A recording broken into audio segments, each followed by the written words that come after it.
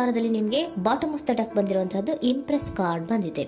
So empress card ಏನನ್ನು represent ಮಾಡುತ್ತೆ? ಕೆಲವೊಂದು ರೀತಿಯ ನಿಮ್ಮ ಲವ್ ಲೈಫಿನ ವಿಚಾರದಲ್ಲಿ ಶಾಂತವಾಗಿರ್ಬೇಕು, ಸಮಾಧಾನವಾಗಿರ್ಬೇಕು, ಒಂದು ಪ್ರೀತಿ ಇರಬೇಕು ಅನ್ನುವಂತಹದ್ದು, ಮತ್ತೆ ಒಂದು ಸ್ಟೇಬಲ್ ಆಗಿರ್ಬೇಕು ಅನ್ನುವಂತಹ ರೀತಿಯಲ್ಲಿ ನೀವು ಆಲೋಚನೆಯನ್ನು ಮಾಡ್ತಾ ಇರುವಂತಹದ್ದು ಬಾಟಮ್ ಆಫ್ ದ ಡೆಕ್ ಅಲ್ಲಿ ರೆಪ್ರೆಸೆಂಟ್ ಆಗ್ತದೆ. ಲೈಫಿನ ವಿಚಾರದಲ್ಲಿ ನೀವು ಪಾಸ್ಟಿನಲ್ಲಿ ಕೆಲವೊಂದು ರೀತಿಯ ಕೆಲವೊಬ್ಬರಿಗೆ ಸೋಲ್ಮೇಟ್ ಕನೆಕ್ಷನ್ ಅನ್ನ ರೆಪ್ರೆಸೆಂಟ್ ಮಾಡ್ತಾ ಇದೆ ಕೆಲವೊಬ್ಬರಿಗೆ. ಓಕೆನಾ? ನಿಮ್ಮ ಪ್ರೀತಿಯಲ್ಲಿ ಒಂದು ರೀತಿಯ ಬಾಂಡೇಜ್ ಇರುವಂತಹದ್ದು ರೆಪ್ರೆಸೆಂಟ್ ಆಗ್ತಾ ಇದೆ.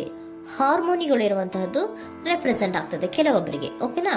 ಮತ್ತೆ ಕೆಲವೊಬ್ಬರಿಗೆ ನಿಮ್ಮ ಲವ್ ಲೈಫ್ನ ವಿಚಾರದಲ್ಲಿ ಥರ್ಡ್ ಪಾರ್ಟಿ ಸಿಚುಯೇಷನ್ ಅನ್ನ ರೆಪ್ರೆಸೆಂಟ್ ಆಗ್ತಾ ಇದೆ. ಓಕೆನಾ? ಥರ್ಡ್ ಪಾರ್ಟಿ ಸಿಚುಯೇಷನ್ಸ್ ಅನ್ನ ರೆಪ್ರೆಸೆಂಟ್ ಮಾಡ್ತದೆ ನಿಯರ್ ಪಾಸ್ಟಿನಲ್ಲಿ ನಿಮಗೆ. ನೆಕ್ಸ್ಟ್ ಕಾರ್ಡ್ ಬಂದಿರುವಂತಹದ್ದು ಪೇಜ್ ಆಫ್ ಸೋರ್ಟ್ಸ್ ಬಂದಿದೆ. ಥರ್ಡ್ ಕಾರ್ಡ್ ಬಂದಿರುವಂತಹದ್ದು ಯಾವುದು? ನಿಮಗೆ ಪೇಜ್ ಆಫ್ ಸೋರ್ಟ್ಸ್ ಬಂದಿದೆ. ಸೊ ಕ್ಯೂರಿಯಾಸಿಟಿ ಇದ್ದಂತಹ, ನಿಮ್ಮ ಲವ್ ಲೈಫಿನ ವಿಚಾರದಲ್ಲಿ ಒಂದು ಕ್ಯೂರಿಯಾಸಿಟಿ ಇದ್ದಂತಹ, ಒಂದು ರೀತಿಯ ಬಾಂಡೇಜ್ ಇದ್ದಂತಹ, ಸ್ವಲ್ಪ ನೀವು ಮಾತಾಡಿರುವಂತಹ ಸಾಧ್ಯತೆಗಳು ರೀಸೆಂಟ್ ಪಾಸ್ಟ್ ನಲ್ಲಿ ರೆಪ್ರೆಸೆಂಟ್ ಆಗ್ತಾ ಇದೆ. ಸೊ ನಿಮ್ಮ ಲವ್ ಲೈಫಿನ ವಿಚಾರವಾಗಿ ಒಂದು ರೀತಿಯ ಬಾಂಡೇಜ್ ಇರುವಂತಹದ್ದು, ನೀವು ಕೆಲವೊಬ್ಬರಿಗೆ ಥರ್ಡ್ ಪಾರ್ಟಿ ಸಿಚುಯೇಷನ್ ಮತ್ತೆ ಕೆಲವೊಬ್ಬರಿಗೆ ಸೋಲ್ಮೇಟ್ ಕನೆಕ್ಷನ್ ಅನ್ನ ರೆಪ್ರೆಸೆಂಟ್ ಮಾಡ್ತಾ ಇದೆ. ಮತ್ತೆ ನಿಮ್ಮ ಲವ್ ಲೈಫಿನ ವಿಚಾರದಲ್ಲಿ ನೀವು ಮಾತಾಡಿರುವಂತಹದ್ದು ಕೂಡ ಕೆಲವೊಂದು ರೀತಿಯ ಮಾತುಕತೆಗಳ ಆಡಿರುವಂತಹದ್ದು, ಹೊಸ ಐಡಿಯಾಗಳನ್ನ ಮಾಡಿರುವಂತಹದ್ದು ಇಲ್ಲಿ ರೆಪ್ರೆಸೆಂಟ್ ಆಗ್ತದೆ. ಮೇ ಬಿ ನೀವು ಫ್ರೆಂಡ್ಸ್ ಗಳ ಮೂಲಕ ನೀವು ನಿಮ್ಮ ಪರ್ಸನ್ ಅನ್ನ ಭೇಟಿಯಾಗಿರಬಹುದು.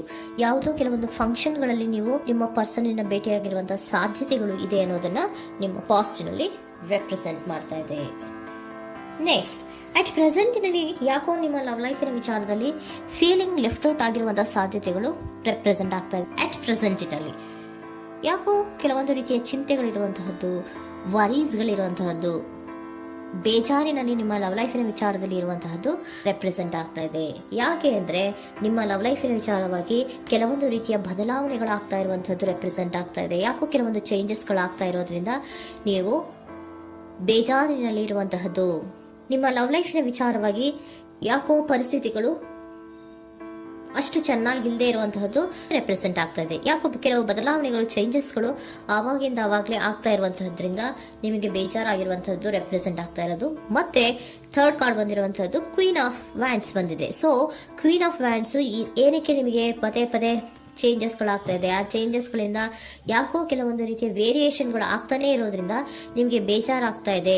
ಸೊ ಅದಕ್ಕೋಸ್ಕರ ನೀವೇನ್ ಮಾಡ್ತೀರಾ? ಬಹಳ ಧೈರ್ಯವಾಗಿ ಕೆಲವೊಂದು ನಿರ್ಣಯಗಳನ್ನ ಮಾಡುವಂತಹ ಸಾಧ್ಯತೆಗಳು ಅಟ್ ಪ್ರೆಸೆಂಟ್ ನಲ್ಲಿ ರೆಪ್ರೆಸೆಂಟ್ ಆಗ್ತಾ ಇದೆ.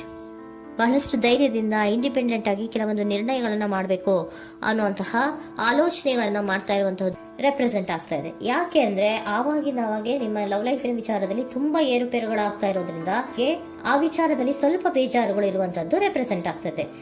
ಇನ್ ಇಮಿಡಿಯೇಟ್ ಫ್ಯೂಚರಿನಲ್ಲಿ ಯಾಕೋ ನೀವು ಕೆಲವೊಂದು ವಿಚಾರಗಳಲ್ಲಿ ನೋಡಿ ಆತಂಕ ಪಡ್ತಾ ಇರುವಂತಹ, ಎಗೇನ್ ಬೇಜಾರನ್ನ ಪಡ್ತಾ ಇರುವಂತಹದ್ದು, ನಿದ್ರಾಹೀನತೆಯನ್ನ ಮಾಡ್ಕೋತಾ ಇರುವಂತಹದ್ದು, ಸ್ಟ್ರೆಸ್ಸಿನಲ್ಲಿ ಇರುವಂತಹದ್ದು ರೆಪ್ರೆಸೆಂಟ್ ಆಗ್ತಾ ಇದೆ.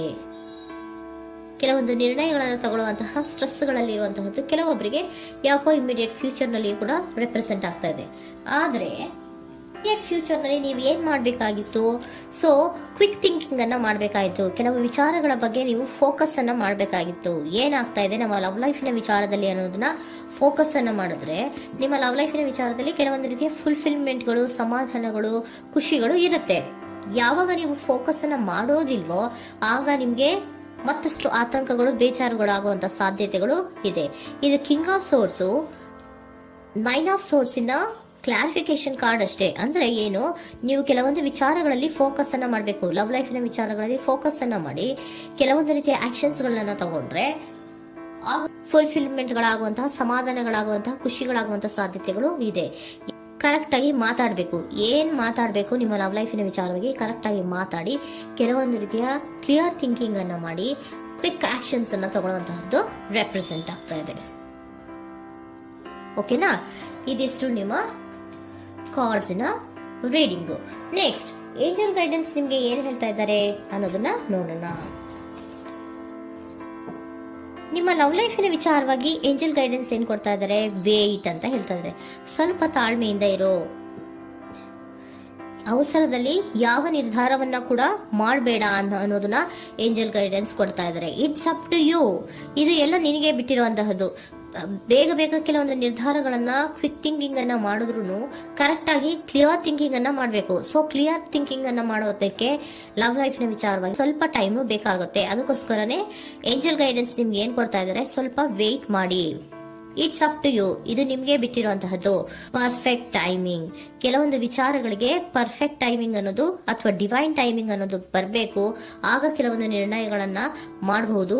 ಸ್ವಲ್ಪ ನೀವು ಈಗ ಯಾವುದೇ ರೀತಿಯ ಅವಸರದ ನಿರ್ಧಾರಗಳನ್ನು ಮಾಡೋದು ಬೇಡ ಅಂತ ಹೇಳ್ತಾ ಇದ್ದಾರೆ. ಓಕೆ, ಸರೆಂಡರ್ ಕಾರ್ಡ್ ಏನ್ ಹೇಳ್ತಾ ಇದ್ದಾರೆ ಅನ್ನೋದನ್ನ ನೋಡೋಣ. So surrender frustration doesn't open any doors. The key to resolving a dilemma, dissolving a block, is to take a breath, center yourself and regroup, so may approach the situation more calmly. Frustration, ಹತಾಶೆ ಅನ್ನೋದು ಮಾಡ್ಕೋಬೇಡಿ.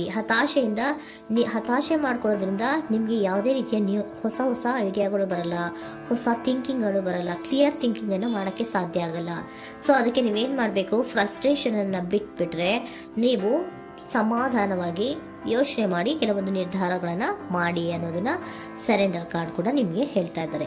So ನಿಮ್ಮ love ಲೈಫಿನ ವಿಚಾರದಲ್ಲಿ ಈಗ ಸ್ವಲ್ಪ ನಿಮಗೆ ಬೇಜಾರುಗಳಿರುವಂತಹದ್ದು, ಕೆಲವೊಂದು ಬದಲಾವಣೆಗಳು, ವೇರಿಯೇಷನ್ಗಳು ಆಗ್ತಾ ಇರುವಂತಹದ್ದು ರೆಪ್ರೆಸೆಂಟ್ ಆಗ್ತಾ ಇದೆ. ಸೊ ನಿಮ್ಮ ಲವ್ ಲೈಫಿನ ವಿಚಾರಕ್ಕೆ ಫ್ಯೂಚರಿನಲ್ಲಿ ಕೆಲವೊಂದು ಆಕ್ಷನ್ಸ್ ಅನ್ನ ತಗೋಬೇಕಾದ್ರೆ ಸ್ವಲ್ಪ ವೇಟ್ ಮಾಡಬೇಕು, ಕ್ಲಿಯರ್ ಆಗಿ ಥಿಂಕ್ ಮಾಡಬೇಕು, ಅದರಲ್ಲಿ ಆಕ್ಷನ್ಸ್ ಅನ್ನ ತಗೋಬೇಕು ಅನ್ನೋದನ್ನ ಹೇಳ್ತಾ ಇದ್ದಾರೆ. ಓಕೆನಾ? ಆಗ ಮಾತ್ರ ನಿಮ್ಗೆ ನಿಮ್ಮ ಎನರ್ಜಿಯಲ್ಲಿ ಏನ್ ಶಾಂತತೆ ಬರಬೇಕು ಅಂತ ಹೇಳ್ತೀರಲ್ಲ, ಆ ಶಾಂತತೆ ಏನ್ ಬರಬೇಕು, ಲವ್ ಲೈಫಿನ ವಿಚಾರವಾಗಿ ಶಾಂತತೆ ಯಾವಾಗ ಬರುತ್ತೆ ಅಂದ್ರೆ ನೀವು ಕ್ಲಿಯರ್ ಥಿಂಕಿಂಗ್ ಅನ್ನ ಮಾಡಿದಾಗ ಮಾತ್ರ ಬರುವಂತಹದ್ದು ಅನ್ನೋದು ಕಾರ್ಡ್ಸ್ ಗಳಲ್ಲಿ ರೆಪ್ರೆಸೆಂಟ್ ಆಗ್ತದೆ.